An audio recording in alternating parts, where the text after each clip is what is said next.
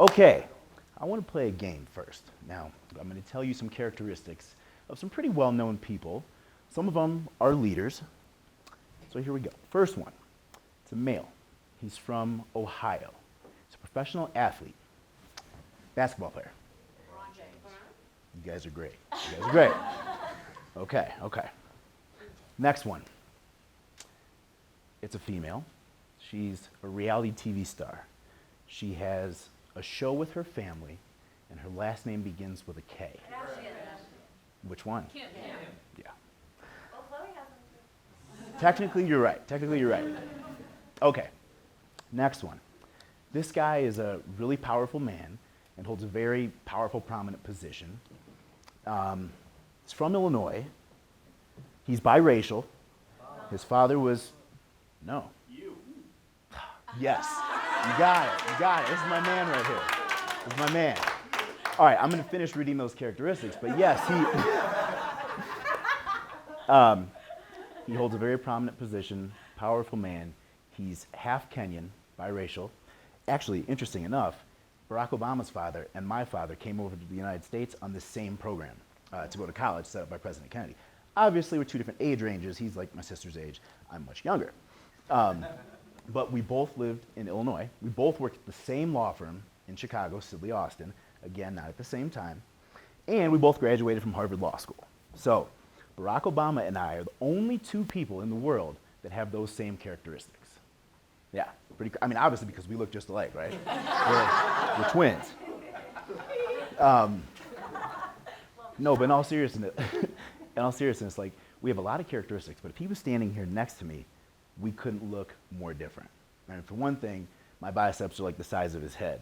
Which is why I never wear sleeves, but I'm making a special exception today for you guys. I don't know what the gun laws are around here. I don't want to get in trouble for carrying these guns around, so just saying. And like I said earlier, I would show you, but I like this shirt. I don't want to mess it up by flexing.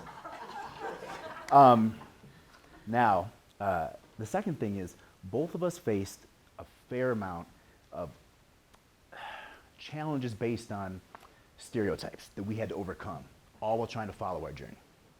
So you can imagine what people told Barack when he said he wanted to become president. What? Barack? No. Hey, buddy, slow down.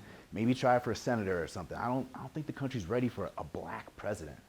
And your name's Barack Hussein Obama. We had some trouble with a fellow named Hussein before, so I don't know if they're ready for that. But he didn't let that stop him. That was his dream, and that's what he went after, and he achieved it. Now, everybody has a dream. They have a goal or a plan for their life. They know what they would love to do in an ideal world. The problem is, most people don't believe in their dreams. That's why they call it a dream. It's like a fantasy. Most people don't believe that it could actually be tangible. But I'm here to tell you that your thoughts are powerful, and whatever you see for yourself, if you truly believe it, you can make it happen. And I'm living proof. So I want to tell you a little bit about my upbringing. First of all, if you guys don't know, okay, I grew up in Illinois, and I almost went to medical school. But then I started feeling like, hey, there's still stuff I wanted to accomplish. And I remembered back when I was in high school, I used to get picked on a lot and bullied, and so I had low self-esteem. But even back then, I knew what I wanted to do when I grew up.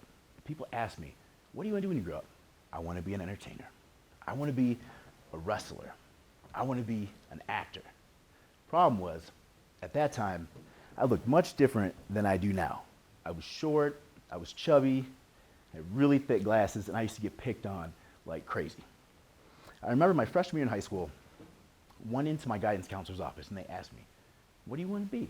And I said, well, I'd like to be an entertainer. And he's like, yeah, okay, everybody says that. You need to have a fallback career. I said, I'd like to be a lawyer. Guidance counselor looks at me, and he says, you know what? I don't see lawyer from you. You're really shy. I don't think that's right. Maybe you should try something where you don't have to be so extroverted, like a chemist or something. I was shocked. The way this conversation should have gone was, hey, I'd like to be a lawyer. And for him to tell me, that's amazing. You can be anything you want. Go for it. But he didn't. And that really affected me. I was a shy kid because I used to get bullied so much. And what happened was I gave that up, wanted to become a lawyer. Ended up going to University of Illinois and was on track to go to medical school. Around the time I graduated, my buddy was studying for the LSAT, the law school entrance exam. He'd been studying for like 6 months. And I remembered, and I was like, I had really wanted to be a lawyer. That was my fallback. I really wanted to be an entertainer, but I thought that was way out of the realm of possibility. But then I asked him, I was like, hey, when's that exam? Maybe I'll take it just for fun. And he's like, oh man, it's like 3 weeks away. And I was like, you know what? I'm gonna take it. He's like, Dave, you can't just show up and take this exam. Like, it doesn't work like that. I've been studying for 6 months. And I was like, I just want to see what I can do. I went, and I took the exam, and I don't know what happened, but I did like really well. And I was like, whoa, this is crazy. I did so well, I ended up getting into Harvard Law School. And I was like, wow, like I didn't expect to go this far, but now what do I do? Like, should I go? My mom was like, David, you don't turn down Harvard, okay? You go.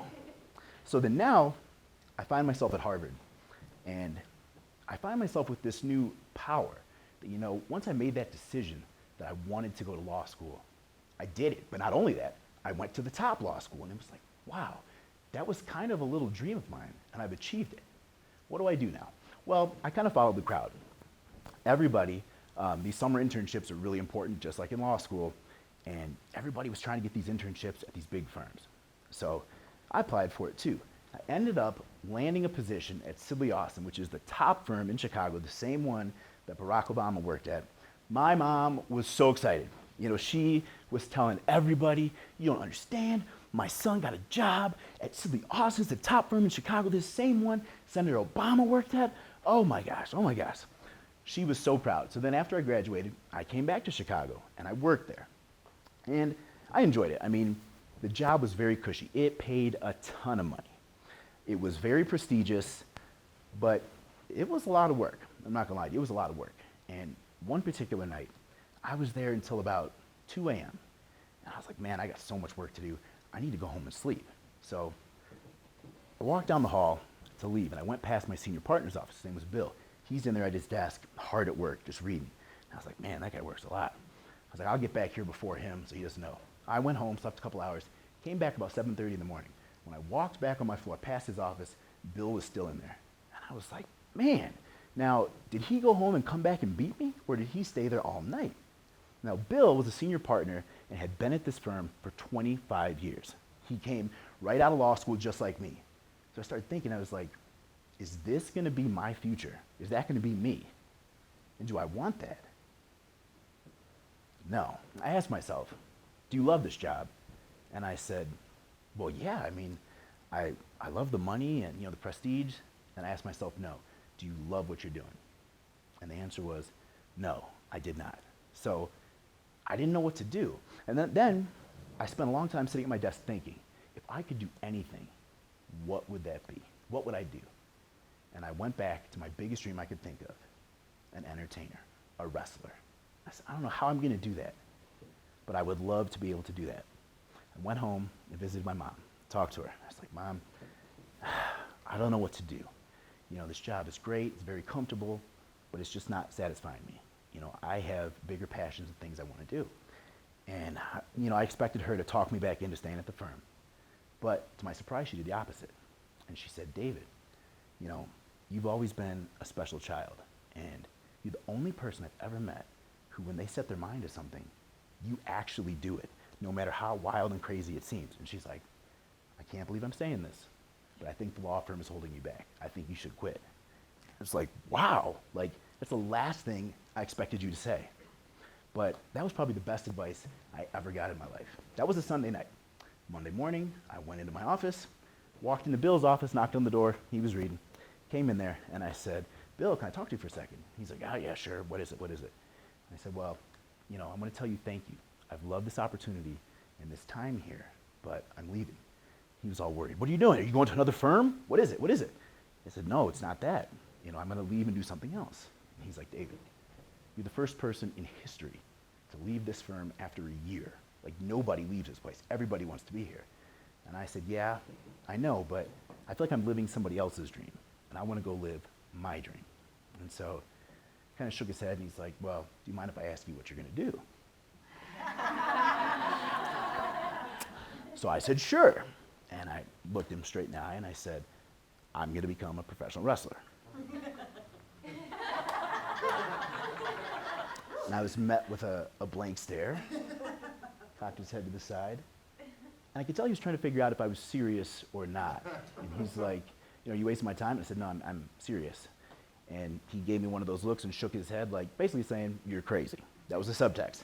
So that day I quit, and I walked out of there, and it was terrifying because now, how do I become a professional wrestler? I'm used to this great job, all this money. Well, my paycheck's not going to come anymore. So what do I do?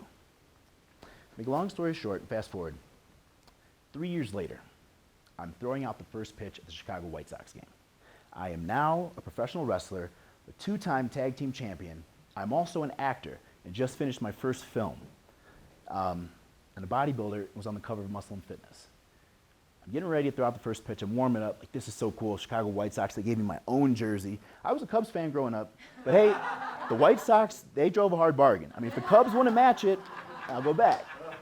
So I'm back there, you know, warming up, and some old man like comes running up to the side. He's like crazy trying to get on the field. I'm like, geez, what a nut. And then he's calling my name, and I look over. It's Bill, the senior partner. So I'm like, all right, I'll go talk to him. I went over there.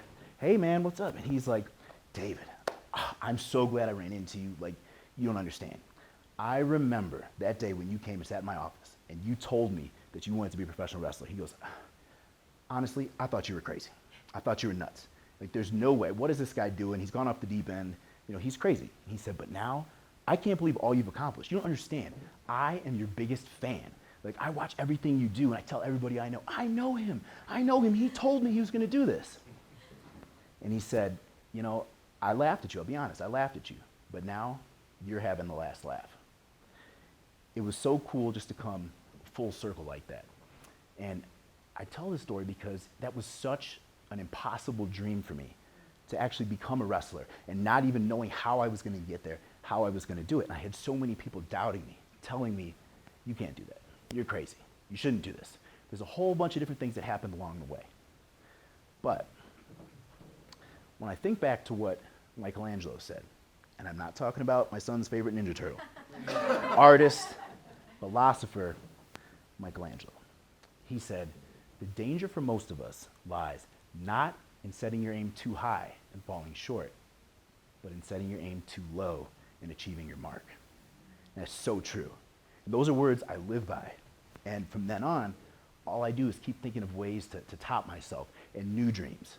You know, I'm on to new stuff now. I just got a job on the Steve Harvey Show. I'm his personal fitness guru. Who would ever think a kid who was chubby, you know, thick glasses, nerdy looking, used to get picked on, is now a personal fitness guy, like on a national TV show, has been on the cover of Muscle and Fitness? Like, it's crazy. So I urge you all know what your ideal for your life is, your dreams. Dream big. If your dreams don't make people tell you that you're crazy, your dreams aren't big enough. Go back, think of something else. Your dreams should almost scare you. They should sound crazy and nuts, where you're almost embarrassed to tell other people. But you know what? It's just for you, because you don't want anybody to try to dissuade you. So dream big, but more importantly, believe in your dreams, and they'll become true. Thank you.